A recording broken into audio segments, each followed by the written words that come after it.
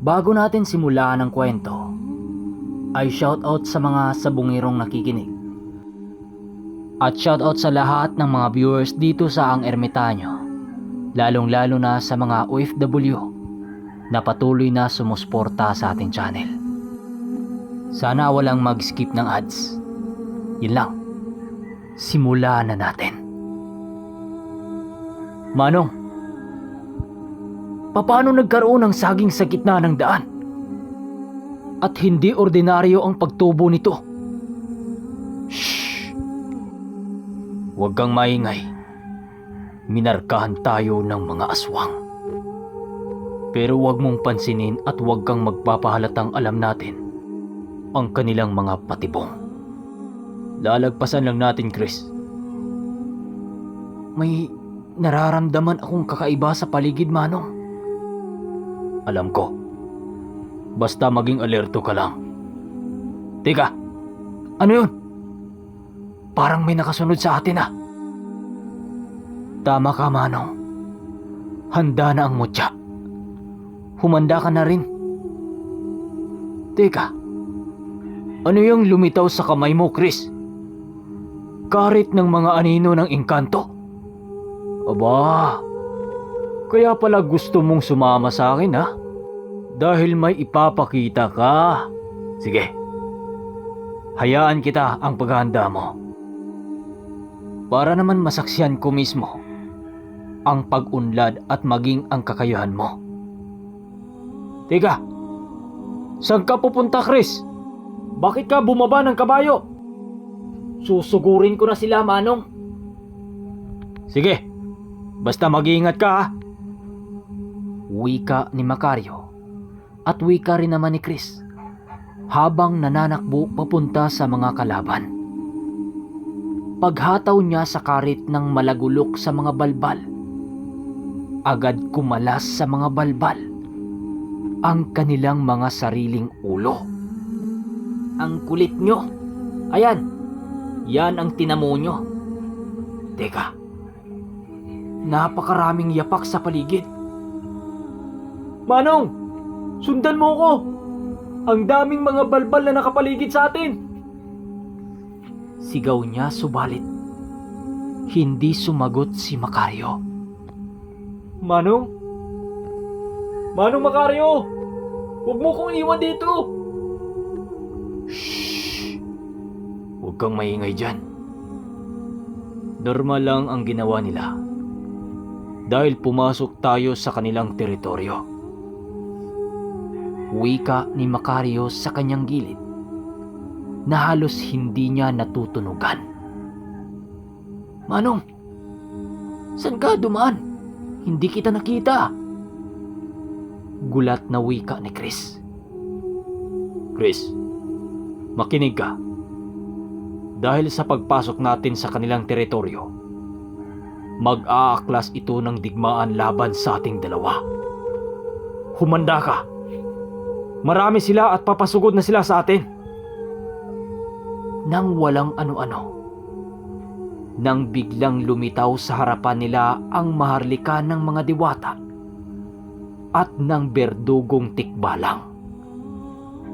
Halos mamangha itong si Chris dahil pumapalibot din sa kanila ang matataas ng uri na kawal ng mga engkanto sa kanilang kinatatayuan para sila'y maprotektahan. Chris, huwag mo nang gamitin ang mutya mo. Kinakailangan natin ang abilidad na yan kapag kaharap na natin ang sungaw na hanagog. Wika ni Macario. Aking mga kaibigan, salakayin nyo ang mga kalaban. Pag-uutos ni Macario sa maharlikang diwata. Lumusob na din ang berdugong tikbalang na siyang labis na ikinagulat ng mga kalaban. Manong, ano yung lumitaw? May demonyong tikbalang. Susugurin ko na. Wika niya. Sabay sugod at walang pagdadalawang isip na sinaksak ang isa pang tikbalang na lumitaw na may pagmumukha ng demonyo. Pero nagulat siya dahil tumagos lamang sa katawan nito ang kanyang sandata. Ano ka? Kakampi ng mga kalaban? Wika ng tikbalang na mukhang demonyo at agad tumakbo papalapit kay Macario. Doon napagtanto ni Chris na isa din pala sa mga malalakas na kasangga ni Macario ang nilalang na napagkakamalan niyang kalaban. Sa pagsipat niya sa paligid, kitang-kita niya ang pagharap ng isang napakalakas na antingero sa buong angkan ng mga balbal. Kahit bilang lamang ang mga kasama nito, walang panama ang halos hindi mabilang na mga demonyo.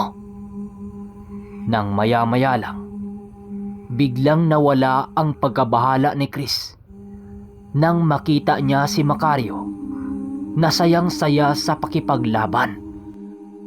Kitang-kita din niya ang walang habas na pagpugot ng berdugong tikbalang sa mga ulo ng balbal na kanyang nadakip. Ilang minuto lang ang dumaan, halos nangalahati na ang bilang ng mga balbal. Nang mapagtanto ng mga ito na kalahati na lang ang nawala sa kanila, biglang naghudyat ang pinakapinuno na ito ay tumakbo at tumakas na ang kanilang angkan. Sundan natin, Manong! Wika ni Chris. Wag na.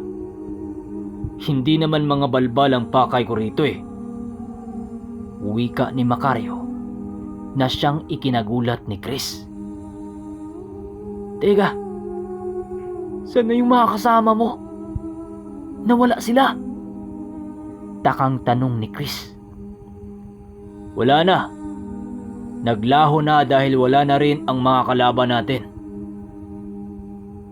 Pero ang pinakahuling nakita niya ay ang tikbalang na mukhang demonyo na pumasok sa looban ng kahoy nang walang kahit na anong salitang binibitawan. Pagbalik ng linaw sa paligid, lumapit si Chris kay Macario. Manong, kakampi mo ba yung tikbalang na parang demonyo? Wika niya. Oo, bakit? Nagulat ka ba? Patawa-tawang sagot nito. Gagi. Sinugod ko pa naman dahil akala ko isa yon sa mga matataas na uri ng kalaban. Yun pala kasangga mo. Ganon? Kaya pala tumitig yun sa'yo bago nagtago sa mga puno. Tara na nga. Ipagpatuloy na natin ang ating paglalakbay. Saan, Manong? Sa lugar ng mga hanagob na sungaw? Manong, baka maligaw tayo dito. Napakalayo na nito. Huwag kang mag-alala. Ang berdugo ang bahala para hanapin ang kalaban natin. Makalipas ang mga oras, nakarating na nga sila sa lugar. Manong, mukhang may kakaiba rito ah. Maraming aso ang nagtatahulan sa bawat bahay nating dinadaanan.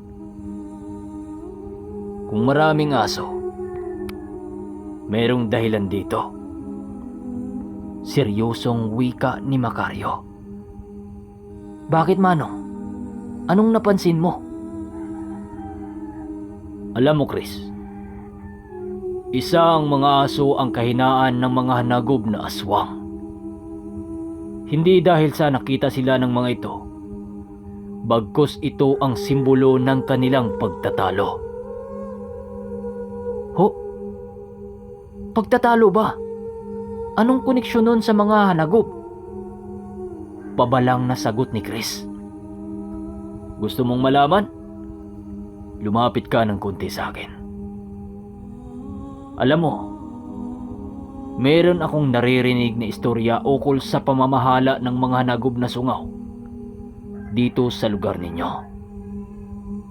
Pero sa tagal na ng kwentong ito, ilang albularyo lang ang nakakaalam dito. Isa pa, naging sikreto na rin ito sa mundo, kagaya ng minsang pag-iral ng lahi ng mga sungaw, maging ang hanagob na pinuno. Nalaman ko ang kwentong ito dahil ipinasa ito ng aking maestro at ng ermitanyong kaibigan nito. Sinong ermitanyo, Manong? Sa pagkakatanda ko, Carpio ang pangalan niya. Kahit napakahaba ng kwento, hindi ko malimutan ang bawat detalye. Nagsimula raw ang lahi ng mga sungaw na hanagob nang minsang ipinanganak ang isang batang may dugong demonyo. Namumuhay daw ito bilang isang ordinaryong tao na sumusunod sa landas na nais ng Panginoon. Napakabuti ng pamilyang nagisnan nito sa lahat ng nayon, hanggang sa dumating ang puntong meron ng nangyaring karahasan sa pamilya ng bata. Sa kasamang palad, namatay ang itinuring na mga magulang nito at kapamilya, kaya namuhay ito ng mag-isa sa buhay na merong baong galit at puot. Pagtungtong ng bata sa edad 10, doon na ito dahan-dahang nagkaisip at nagkaroon ng koneksyon sa ama niyang demonyo. Para maprotektahan ang kanyang sarili sa tiyak na panganib, humiling ito sa kanyang ama ng isang kapangyarihan na siyang nagbibigay buhay sa unang dugo ng mga sungaw na hanagob. Nang maramdaman ng bata ang dahan-dahang pagbabago sa kanyang katawan, pinili nitong mamuhay sa gubat kasama ang mga itim na engkanto. Sa ilang dekadang pananatili nito sa gubat, napag-isip-isip nitong hindi kumpleto ang kanyang buhay kung wala siyang kasamang kauri.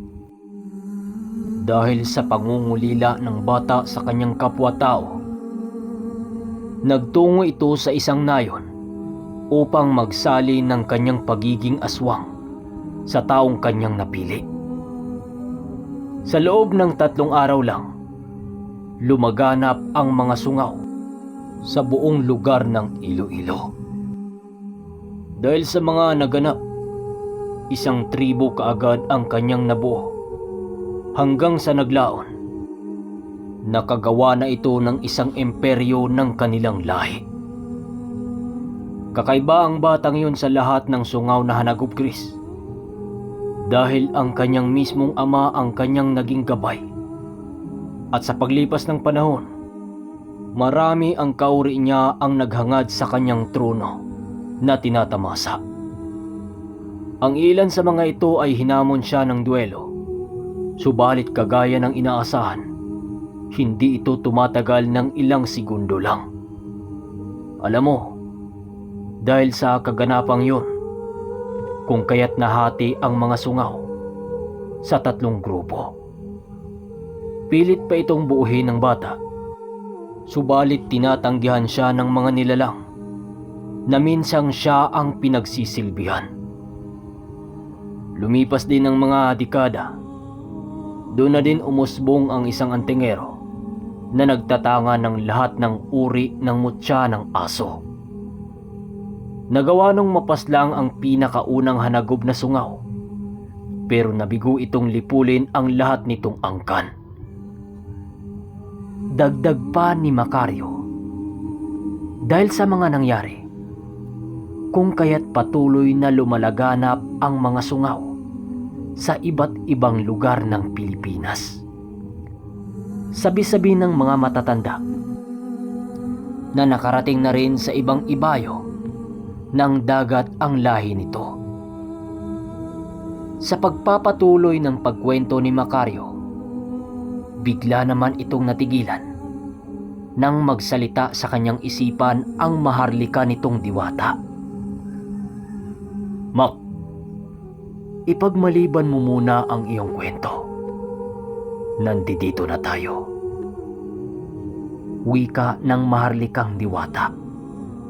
Kasabay ng pagwika nito ay ang pagsilay naman ni Macario sa isang paanan ng bundok na hindi gaanong katirikan. Chris, dito na natin itali ang mga kabayo para simulan na natin ang ating pag-akyat. Sige ho, Manong. Ikaw ang bahala, medyo matarik din kasi. Wika niya. Ilang minuto lang ang kanilang binuno. Nadapo na nga sila sa looban ng bundok na yon. Manong, mukhang wala namang marka ng demonyo dito ah. Sigurado ka bang nandito ang mga pinuno ng sungaw? Wala ka talagang mararamdaman dito, Chris. Dahil sa kabilang bundok pa namumugad ang mga demonyo. Sagot naman ni Macario. At sa pagpapatuloy ng kwento, ay ang maganap na digmaan kontra sa mga sungaw sa pagitan nila Macario at Chris.